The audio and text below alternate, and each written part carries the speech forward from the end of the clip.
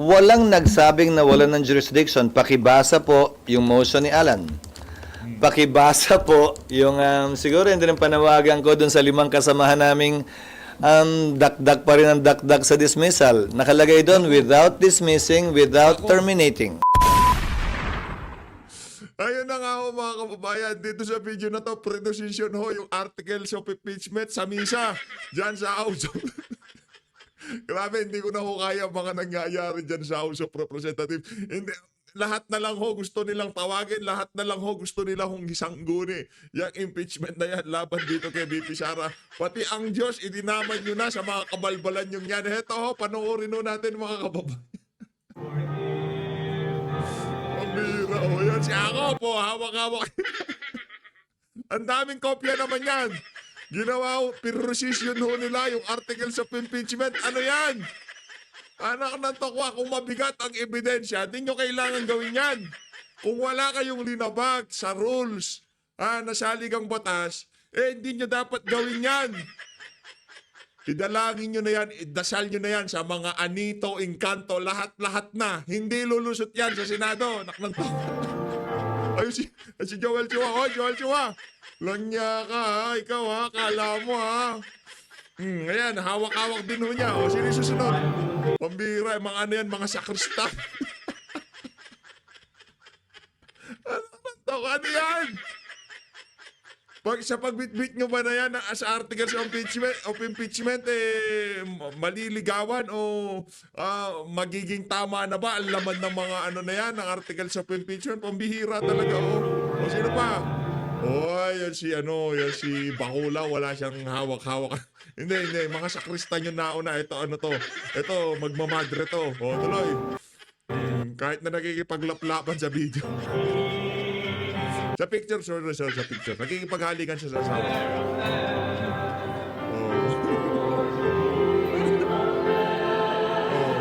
Yan, simbahan Katolika. Yan, talagang gamit na gamit kayo dito. Pati kayo, nagpasa ilalim sa kabalbalan nito mga kongresyon.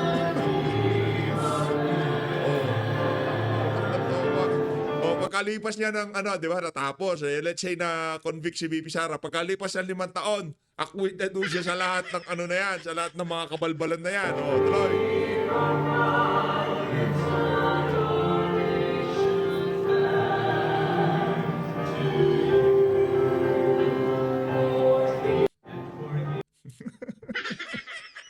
Pamira talaga. Ay, dito sa... Ano nakain ito mo? Isang guni nyo na yan sa lahat. Lahat, ano nyo na, diba? Pati mambabarang, isali nyo na dyan.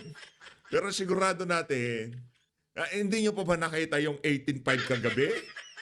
Dito sa video na ito mga kababayan, kagaya na sinasabi ho natin, tayo ho, doon sa mga senador na nagtrabaho kahapon, diyan sa, hindi dahil kung ano pa man naging pareha sa tinignan nila yung mga argumento ng magkabilang kampo at bumoto sila base sa katuwiran. Ito ho yan mga kababayan. Behind the scene ho tayo, tapos punta ho tayo dito kay Chis Escudero. Press con ho ngayon dyan sa, dyan sa Senado, kaugnay doon sa mga nangyaring kaganapan kahapon dyan sa impeachment court. Ito ho. Ito ang behind the scene. Gusto ko munang palakpakan. Ito kasi ganito yan naglatagan ng argumento. Natalo yung argumento nitong si Kiko, nitong si Coco at nitong si Risa Hontiveros. Di ba? Natalo yung argumento nila. Kaninong argumento ng ibabaw? Kay Senator Bato de la Rosa, Senator Christopher Bongo, at dito kay Senator Robin Padilla. Pakinggan natin mga kababayan kung paano inalalayan ni Senator Joel Villanueva itong si Manggagamit diyan sa pagtayo niya laban dito kay Risa Hontiveros. Kudos dito kay Senator Joel Villanueva. Palakpakan natin. Nakita ho natin dito yung kumbaga pagiging parehas. Hindi ho kagaya ng House of Representatives. Nakikinig lang ho sila doon sa Diyos nila na si Martin Romualdez. Dito merong kanya-kanyang kaisipan. Meron ilan dyan, 2, 3. Nakikinig sila sa amo nila dyan sa Malacanang kay Lisa Araneta. Pero dito mga kababayan, hindi naman ho magpapatinag, ika nga, yang ating mga senador doon sa mga individual na nagsasalita. Simbahang Katoliko, nagsalita na, ituloy ang impeachment. Si Father Flavi lang pala. Yung kasama ni Trillanes dyan sa mga hearing. Yung paring aminadong nag-addict nung mga naunang panahon. Di ba? Kumbaga, generalize Simbahang Katoliko, nanawagan na ituloy impeachment. Si Father Flavi lang pala anak ng toko, pambihira talaga, oo. O ngayon, nagsalita ang Ateneo, Lasal, University of the Philippines. Kaibigan pala ng mga dilawan na nabigyan lang ng pakimkim para magsalita dyan sa issue na yan. Ngayon, yung buong universidad, binabatikos dahil dyan sa mga kapalpakan ng kanilang mga administrador dyan sa mga universidad na yan. Yan ang problema natin. Huwag ho kayong magpabudol. Palakpakan ho natin ng isang beses pa. Senator Bato de la Rosa, Senator Christopher Bongo, Senator Robin Padilla, Senator Joel Villanueva, Senator Amy Marcos. Ayan papalakpakan natin kasi gumawa ng tama. Kahit paano, pero hindi ibig sabihin na pinapakinggan natin, pinapalakpakan natin, naniniwala na tayo at sinusuportahan na natin to si Senator Amy. Kanya-kanyang political interest yan. Ika nga, yung iba dyan, sincero ang pagsuporta, yung iba naman, tinitignan nila yung 2028 presidential election, kagaya ni Risa Hontiveros. Huwag na ho natin patagal ito, rekta ho tayo dito, game. Ikaw mag-point of order. Yesterday, point of order daw. the subject, which was the subject of the approved motion yesterday, which is an offshoot of a question of privilege, which Sen Joel, palakpakan natin Sen Joel Villanueva. Yan yung sinasabi ko sa inyo, kahit na tipo minsan medyo alangan yung mga banat nitong si Senator Joel. Isa sa mga pinapakinggan nating senador yan. Napanood nyo ho yan nung binanata niya si Saldico. Hindi ho yan nagpatinag. Aso ho yun ni Tamba, isa ho yun doon sa mga bulldog ni Tamba, pero talagang nakipagbakbakan siya. Meron pa siyang envelope, linabasan niya ng ebidensya. Kaya yung mga ganyang klaseng senador, yan yung tipong pagka nagsalita yung mga yan, kahit pa paano, gusto mo marinig kung ano yung kanilang mga punto de vista. Meron silang mga political interest o meron silang mga plano sa mga susunod na panahon. Pero pagdating dito sa mga ganitong klaseng sitwasyon, talagang nagsasalita ho sila. Ito, pakinggan natin ang pagko-coach. Coach Joel! Coach! Tawag natin kay, kasi, hasa sa parliamentary proceedings. Diba? O plenary proceedings. Diba? Hasaw siya. Matagal na senador Kabisado na niya. Ito. takes precedence over all motions.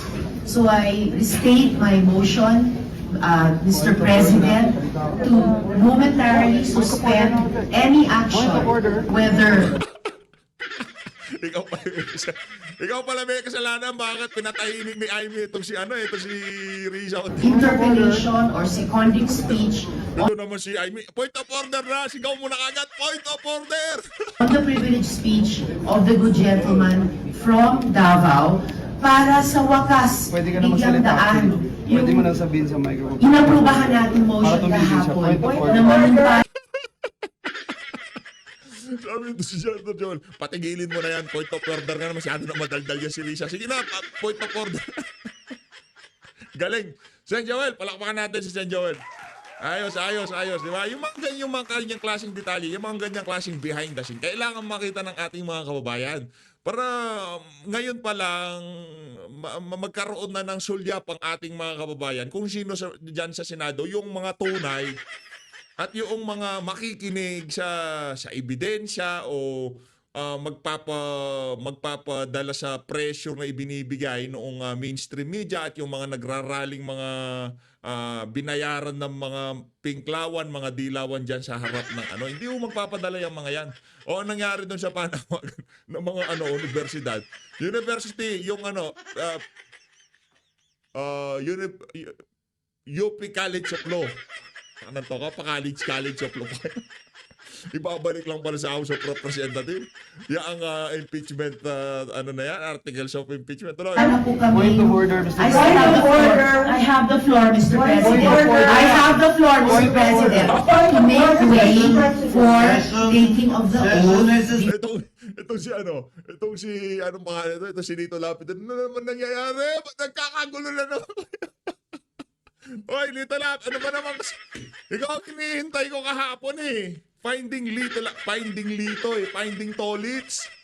Wala na naman sinabi si Tolits. Nakanganga na naman, nakatanga na naman dyan. Pambihira, oo.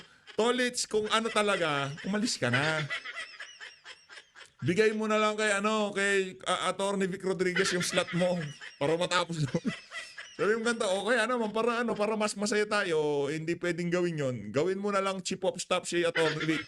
Tapos siya pagsalita, hindi pala pwedeng magsalita. No? Sige, ikaw na lang, manahimik ka na. Pambira talaga. O, inaano ko, finding Tolits, wala talaga. For the presiding officer. Kukulang na lang, takpan niya na yung tenga. Kakagulo na naman sila. Nagugulo. Hoy, para doon sa mga ano dyan. Sabi nila, banat daw ako ng banat kay Amy. Ano ho ito? Ika nga kanya-kanya ho tayo. Diba?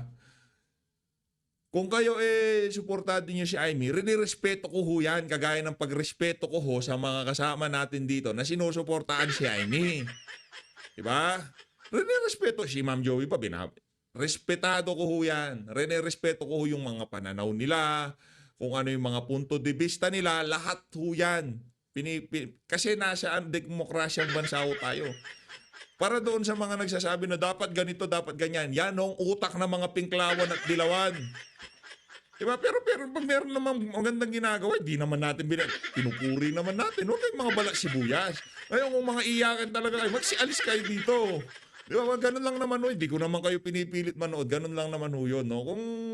Kung naniniwala kayo kay Amy, mapahanggang sa ngayong panahon na to, nasa ilalim pa rin kayo ng pambubudol nito mga Marcos na to, wala sa inyo yan.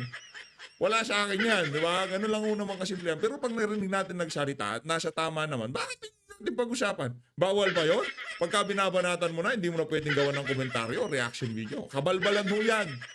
Yan, ang tawag dyan, utak, pinklawan at dilawan. Ha? Kaya, yan ang problema sa inyo. O por kalimbawa, itong si Guanzon, pinklawan, dilawan, nagsalita siya ng tama, na alam natin para sa interes ng sambayanan, babanatan pa rin natin dahil si Rowena Guanzon nagsasalita. Hindi ho ganun yun. Sa lahat ng dilawan, etong ali lang na to, ang nakita nating nakatawid. Nakatawid ho siya eh. Ang hirap pong itawid niyan, sa totoo lang. Kailangan mong patunayan ng sarili mo sa mga Duterte supporter, sa mga kababayan natin. Yung ginagawa ni Rowena Guanzon na yan, ano ho yan kung tawagin, hybrid. Kaya ho niyang maglaro sa gitna na kung saan pinapaniwalaan siya na magkabilang panig. Yung mga pinklawan, mga dilawan, nasa sa inyo kung ayaw niyong paniwalaan. Pero ako naniniwala ako na sincero yung mga sinasabi ni Guanzon. Kaya kahit na minsan pumipitik yan. Naniniwala tayo na para sa sambayanan ang interest niya. Kasi tingnan niyo yung party list niya. Papunta muna tayo dito kay Guanzon. Tagal ko nang gustong pasadahan yan eh. Tingnan yung party list niya. Hindi ho siya in distrito. Meron ho talaga siyang sektor na representa at yung sektor na yan kinabibilangan niya, kaya naniniwala tayo diyan sa diyan sa party list nitong si Atty. Rowena Guanzon.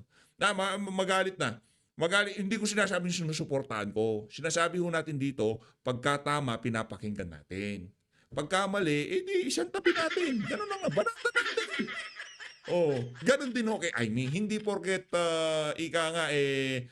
gumawa, hindi na natin sinusuporta yan kung ano pa. Hindi na natin papakinggan yung mga sasabihin niya. Di ba? Ika nga, usisero nga eh. Usisero lang tayo kay Amy. Eto na dito tayo kay Jesus Cordero. Mga balita ho tayo, ano na naman siya. Pagtutulong-tulungan na naman siya.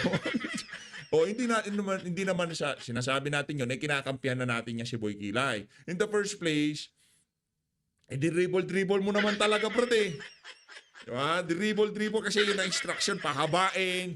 Kung hindi tatawid, ipa-file next sa 2027, sa 2027, doon talaga tatrabahuin si BP Sara. Kasi kailangan pa yung apelidong Duterte para pagtakpa ng mga kapalpakan ng amo mo. Tama, mali? Yun. Yung talaga ang endgame dyan. Ang endgame dyan, pahabain ng impeachment. O kung ngayon, kasi ang problema pagka na-acquit si BP, parang magiging ampaw na yung susunod na impeachment, di ba? Wala na, ano po magagawin yung grounds for impeachment, articles of impeachment, di ba? Wala na ho. Yun nga, tumalbog Paano nyo papapasok yan ulit? Panibagong ebidensya, panibagong 150 million, kada pirma na naman. Ang laking problema ho nun para kay Tamba. Ito, rekta ho tayo kay Cheese. At yon ginawa, sinagawa namin kahapon. Pero siyempre, kailangan nun ng kaakibat ng mga written orders din. Yun yung hawak nyo ngayon. Sir, anong masasabi dito sa mga nagsasabing in limbo na daw yung impeachment, unconstitutional, baseless, illegal, ang mga ginawa ninyo kagabi? Karapatan ni Numan ang magpahayag ng kanilang opinion, ginagalang ko yon. Subalit tulad ng sinabi ko sa aking talumpati nung nagdaang Lunes, Korte Suprema lamang ang pwede magsabi kung ano ang legal at hindi, kung ano ang constitutional at hindi. Pangalawa, kasaysayan lamang with the benefit of hindsight ang pwede makapagsabi kung sino din ang tama at mali kaugnay sa kanilang paniniwala. At kung walang order ng Supreme Court, sir, either way, you will proceed as you see fit. Tulad ng binanggit ko mula nung nagsimula ang impeachment, Ang baduy naman nun, no, dito sa isa na to, ang bilis maglabas ng order ng Supreme Court. Yung mga petition, yung mga oral argument, ilisasantad nila. Mapaghahalata ang Korte Suprema pagka sakaling may magain ng petition tapos kagad aaksyonan nila. Naku, ano na yun? Babanatan na ho natin ng Korte Suprema nun. Anak ng tokwa. Yung GAA, yung PhilHealth, inihintay ng mga kababayan natin, malapit sa bituka na sambayanan, walang oral argument, wala kayong linalabas na desisyon. Dito, ang bilis nyo makapag-desisyon sa ginagawang aksyon ng Senado. Again, dito sa impeachment na to, ni isang buhay ng Pilipino, wala hong mapapaunlad dito.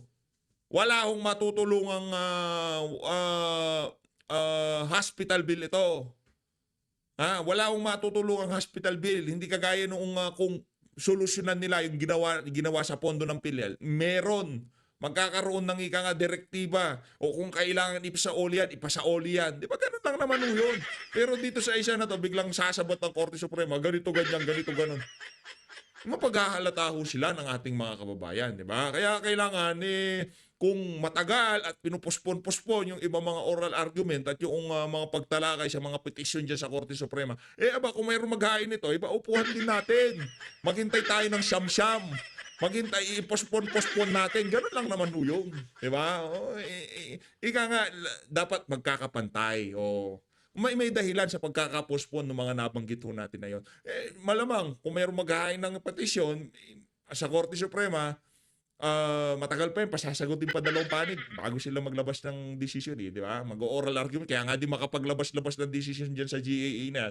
Kasi yung oral argument, hindi natin alam proseso, pero ang pagkakaintindihan din natin, papatawag ang 2 grupo, magkakaroon ng balitaktakan, pagtatanungin ng mga associate justices, di ba?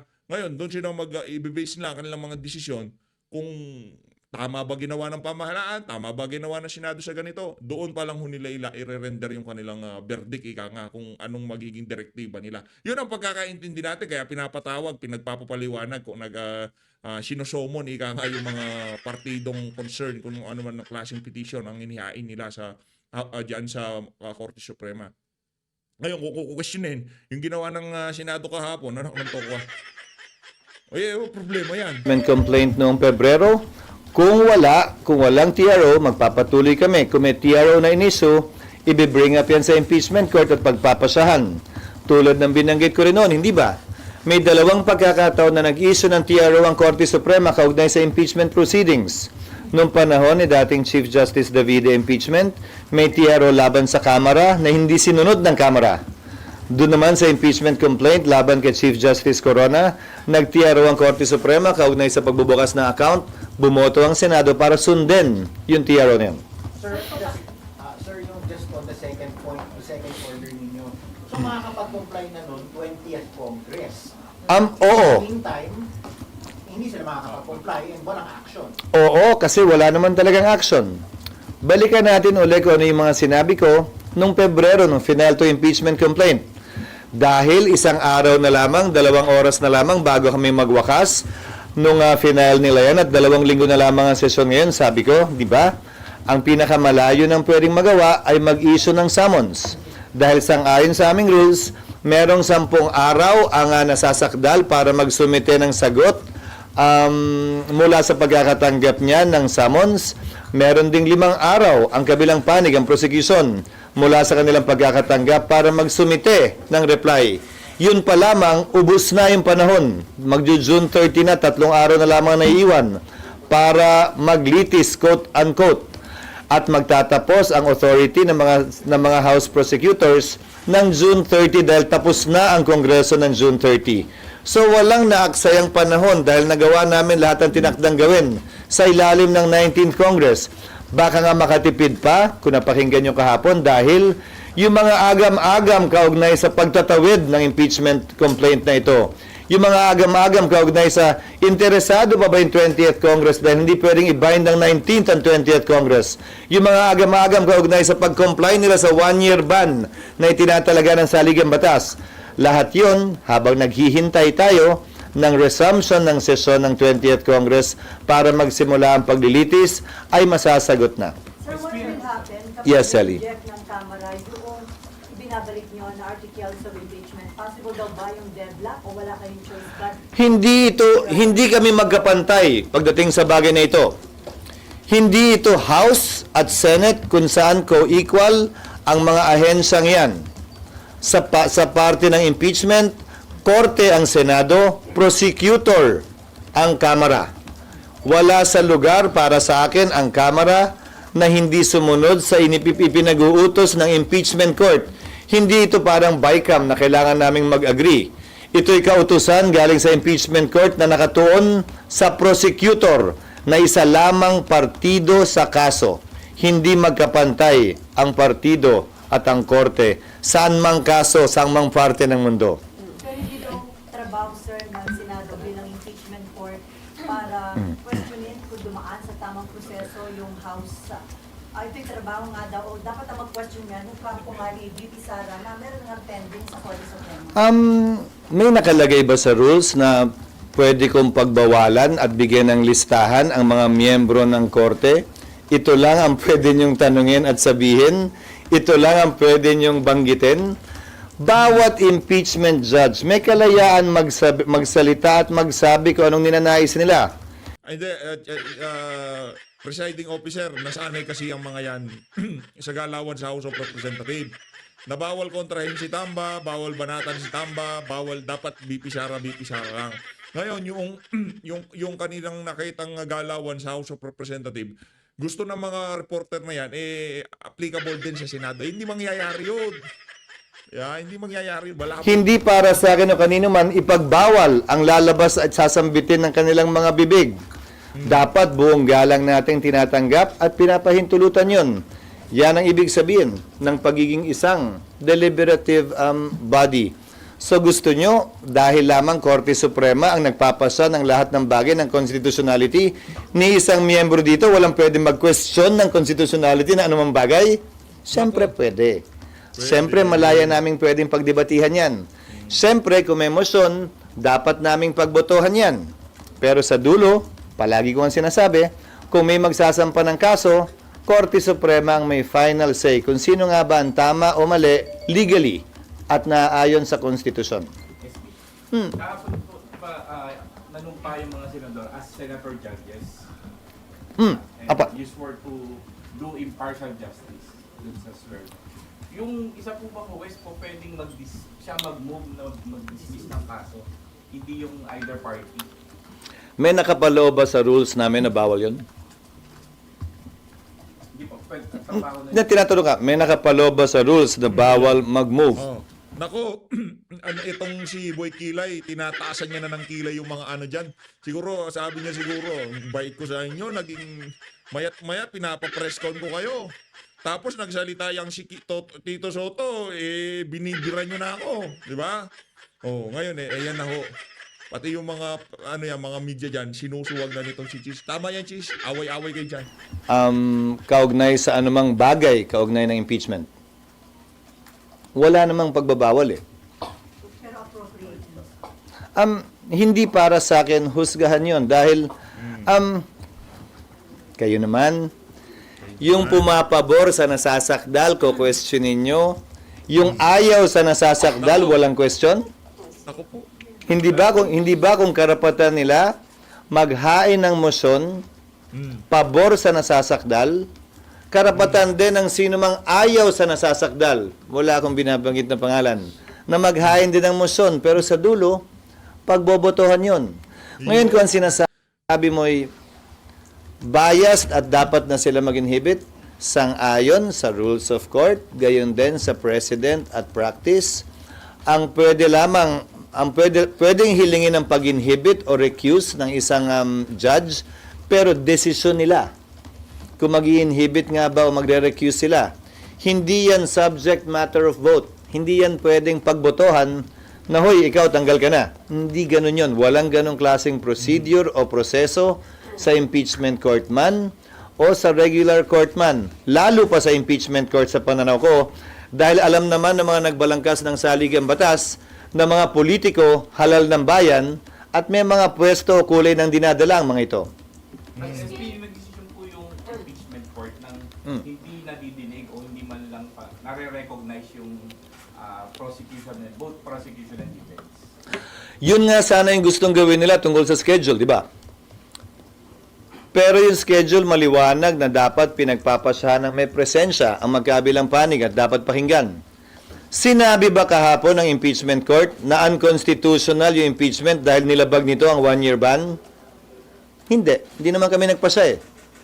Hiniling namin ang impormasyon at sertifikasyon mula sa Kamara na hindi nga nila nilabag. Ayon kay Senator Cayetano, parang yan yung certificate against non-forum shopping na inihahain sa korte na sa palagay ng mayoriya kahapon ay kulang sa isinumite sa amin. Walang pagpapasyang ginawa doon. Walang pagpapasyang sinabi na ayaw na ng 20th Congress. Hiniling yung impormasyon mula sa kanila, hindi ba? Ang hiniling ay attestation at impormasyon. Walang pagpapasyang ginawa. At ang bagay na ito, lalo na kahilingan ng karagdagang sertifikasyon, atestasyon at impormasyon, maaaring gawin ng court motu proprio or on its own. Pero, gayunpaman, dun sa mga hindi sang-ayon, malaya po silang pwedeng questionin ito either sa impeachment court o sa Korte Suprema kung sa palagay nila may nilabag na batas ang impeachment court sa kabila ng maliwanag na probisyon ng saligang batas na nagsasabing the Senate shall have the sole power to try and decide impeachment cases. SP, question lang. SP, kasi parang nagkakaroon daw ng blurring of lines and rules. Kasi nga, dapat daw po yung pagpapadismiss ginagawa ng defense. Pero ang nangyari kagabi, one of your members, and gano'n na lang ba palagi, SP, pag may motion? Parang yung rule kasi, SP, dapat daw sa defense, pero parang kinuha kasi ng impeachment court Sabi kagabi. yan ng isa sa mga miyembro kahapon. Nako, sabihin mo na kasi si Risa, ito talagang mga reporter na. Sabi po nung Hindi ako nagkakamali, si Senator Risa, kung hindi ako nagkakamali. Karapatan nilang sabihin yon, pero wala ngang pagbabawal sa rules ang hindi pwedeng gawin yon. Gusto nyo bang gapusin ko ang kamay, itali ko ang kamay, nang pili ilan o lahat ng members ng impeachment court at sabihin, ito lamang ang pwede nyong sabihin, ito bawal nyong sabihin? Hindi pa naman natin alam eh, baka may magmotion dyan. I move to convict the Vice President. Pwede nilang gawin yun, pero pagbobotohan yun, sa pananaw ko hindi tama at mali yun. May initial resolution na inihain, hindi ba? Si Senator Tolentino, na sinabing, iklian na bilisan na natin to, pumili tayo kung alin lang sa 7, isang araw lamang ang pagpepresenta ng ebidensya ng magkabilang panig, hindi niya na pinursige yung resolusyong yon at pinagbotohan yung resolusyong yon. Subalit, walang pwedeng pumigil sa kanya na gawin yung mosyong yon. Pagbobotohan lang din namin yun. Pero SP, ano pong makakapigil doon sa any members of the court na alam naman natin na may ilang membro yung impeachment court na maka-Duterte, kaya hence called Duterte Block, na parang iabogado o gawin kung ano yung gusto ng VP. Babalik ta rin ko. Meron din namang miyembro na ayaw kay Vice President Duterte. Pantay lang naman eh. Wala na Meron ding miyembro na gustong-gusto, gigil na gigil dito sa impeachment. Ngayon man o sa darating na Kongreso. Ayon mismo sa mga pahayag nila sa social media accounts nila. Pinili ng nagbalangkas ng saligang batas, ng mga politiko, congressman sa Kamara, senador dito, ang magpapasya kaugnay ng impeachment. Bahagi yan ng kinikilala nilang magiging sitwasyon nung ginawa nila yan. Dahil nga, ito'y hindi namang kasong kriminal, kung saan ang dulo ay ikukulong ang nasasakdal. Ito'y desisyong politikal, kaugnay sa pagpapanagot kung mananatili ba o aalisin sa pwesto ang isang mataas na opisyal. Hindi involved dito ang kalayaan ng sinumang opisyal ng pamahalaan. Wala rin kapangyarihan ng impeachment court utusan ang nasasakdal na magbayad, magsoli, o magbigay ng anumang halaga. Ang hangganan lamang ng kapangyarihan ng impeachment court, kaya nga siguro binigay sa mga politikal na mga individual, ay pagtatanggal o pag-alis sa pwesto ng ilang mga halal at appointed na opisyal sa konstitusyon na matataas. So siguro ngayon malinaw na talagang ang impeachment na yan, wine-weaponize ng Malacanang House of Representatives at ng mga galit kay VP Sara para matanggal siya sa pwesto. Imagine, korte. Saan kayo nakakita ng korte? Di ba mga korte, uutusan yan, ganito yan, magbayad ka ng ganito, magmulta ka ng ganyan. Isa-oli mo yung ganito. Pag di mo isino-oli, kukunin namin yung ganyan mo. Ganyan di ba yung korte? Sila yung nagbibigay ng verdict. Pero itong korte na to, ang kapangyarihan lang, tanggalin yung nasasakdal. Tapos, wala anong accountability doon? Galing na mismo kay Chis Escudero, Hindi galing sa atin yan. Galing kay Chis yan. Galing kay Manong Chis. Saan kayo nakakita ng korteng ganon? Alam natin ng korte, siya ang nagpapataw ng multa, kung anong gaano kahaba ang sentensya. Di ba? Ganyan yan. Kaisa ko siyang korte, ang kapangyarihan lang, tanggalin sa pwesto ang opisyal ng pamahalaan. Impeachment court. Kaya siya, wala akong multa, walang multa-multa. Anong balik? Walang balik-balik. Wala akong gano'n. Kaya yung mga nagsumisigaw ng accountability, punta kayo doon, ombudsman, punta kayo sa korte. Di ba? Punta kayo sa Korte Suprema, gano'n. Hindi yung, kasi sa Korte Suprema, pagkakaalam natin, pwedeng ibalik, di ba? Gano'n yun, yung mga pinahabol na pera, kung ano man yung pondo na yan, di ba? Pero dito, tanggalin lang sa pwesto si VP Sara. Pero sa tingin natin, ngayong mga panahon na to, ramdam na ng mga taga-House of Representatives na hindi mangyayari ang kagustuhan nila na yan. Roy? Sir? Yung mamayang session po, yung mamayang session po, may pag-uusapan pa bang anything about impeachment? For example, yung expedited calendar ni Senator Tol kasi wala kahapon. Pinag-usapan na yung kahapon.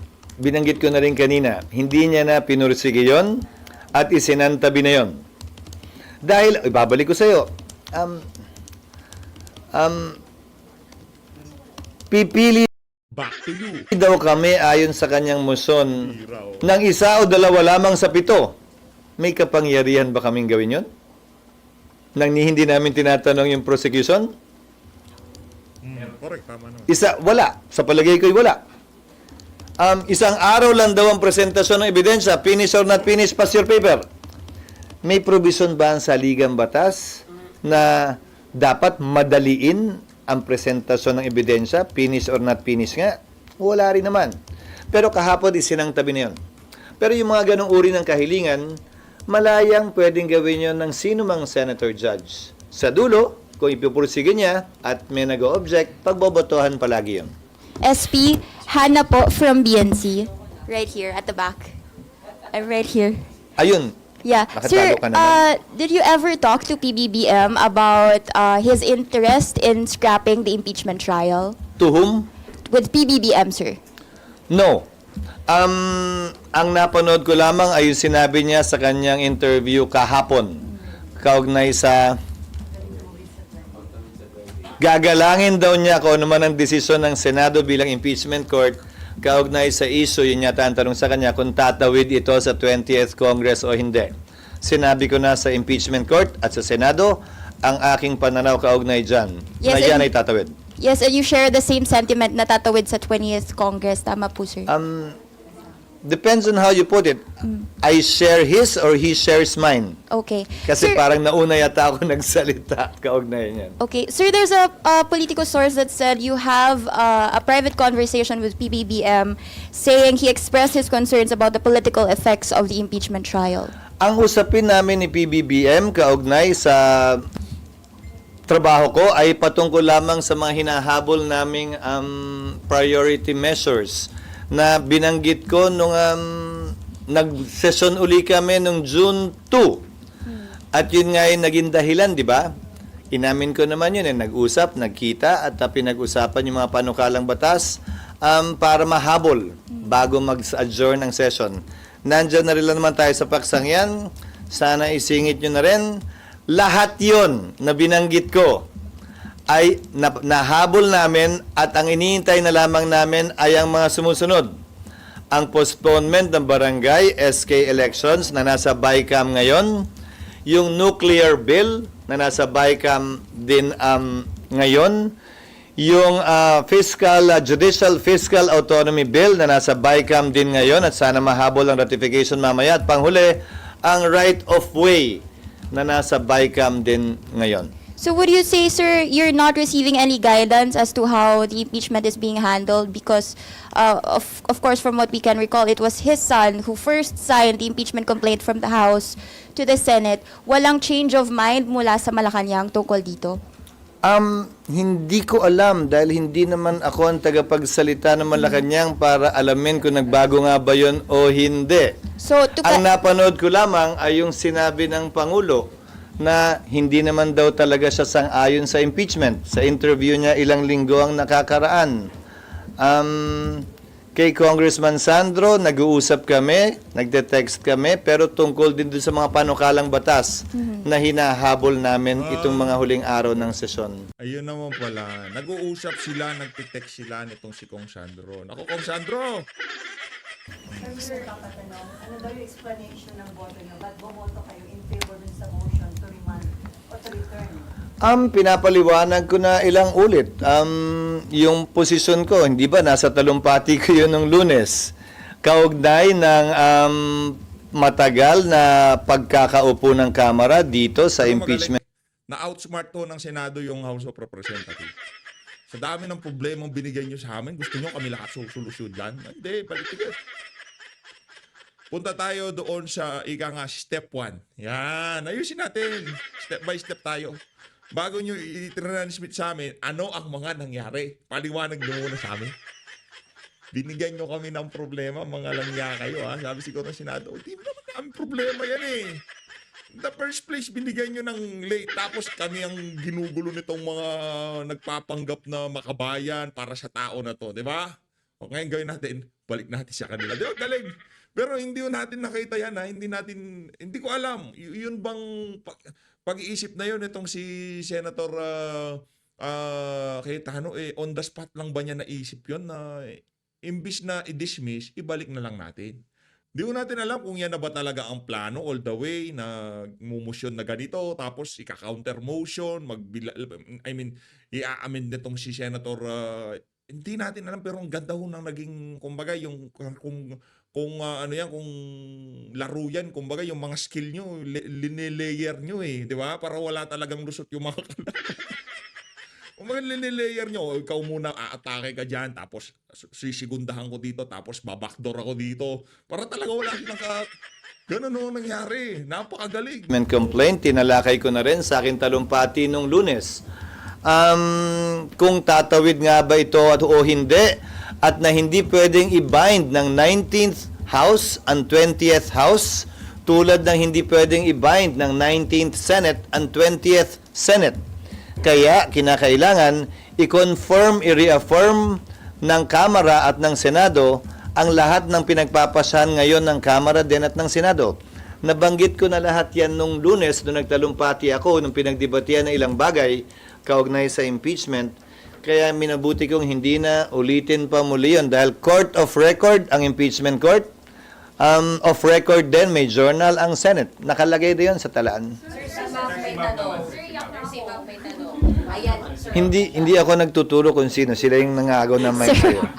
Sir, clarification lang po. Sa pagbalik ng articles of impeachment sa House, yung jurisdiction nasaan na? Meron pa po bang jurisdiction ng impeachment court or bumalik sa kanila? Walang nagsabing na wala ng jurisdiction. Pakibasa po yung motion ni Alan. Pakibasa po yung, siguro hindi rin panawagan ko dun sa 5 kasamahan naming dakdak pa rin ang dakdak sa dismissal. Nakalagay doon, without dismissing, without terminating. Huwag kasi kayong dakdak ng dakdak. Naghalit na tong si Ricky sa inyo, ah. Dakdak ng dakdak. Ito kasi si ano yung 5 yan.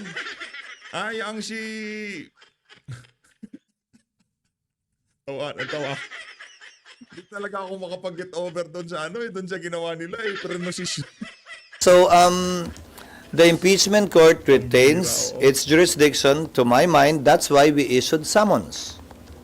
How can we issue summons if we do not have jurisdiction? And remember, the order issuing summons came after the vote. I think this is quite clear, even to young lawyers or young law students. So mismo nagsabi na practically dismissed na yun. Ulitin ko, kada individual na miyembro, nakita nyo naman kahapon, kahit nakalagay, without dismissing, without terminating, yung mga bumoto laban doon, ang tingin pa rin, dismiss. So kung ang tingin naman sa kabila ay hindi, again, hindi makokontrol ng presiding officer yung pananaw ng bawat isa. Dahil each senator judge is free to discuss and talk about what they want to talk about.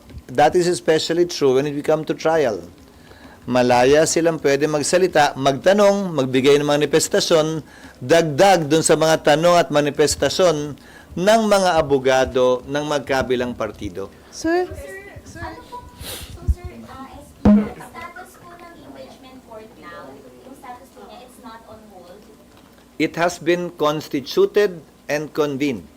Pero, Now we are awaiting compliance from the parties on the part of Vice President Sara to submit her answer, on the part of the prosecutors to submit their reply if they should so decide, and to comply with the orders of the court regarding compliance with a 1-year ban and a resolution from the 20th Congress while we're awaiting the resumption of session in the 20th Congress. ano po pwedeng gawin SP ng impeachment court? Anong actions are the impeachment court allowed to take while waiting po bago Wala. meet yung condition?